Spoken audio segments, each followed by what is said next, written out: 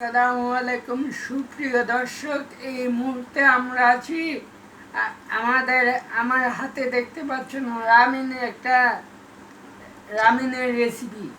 এই যে রেসিপিটা আমি খেয়ে কদ্দুরে খাইছি, খাইয়ে আমার ঠোঁটের দেখতে পাচ্ছেন আপনারা কি অবস্থা হয়েছে। আমি আরো খাচ্ছি, দেখতে দেখেন আপনারা।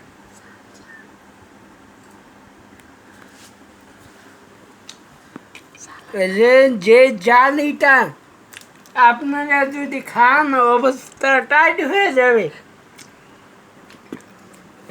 আশা করি অনেক জাল, আমার কান্না চোখে পানি ধরে রাখতে পারি না দর্শক।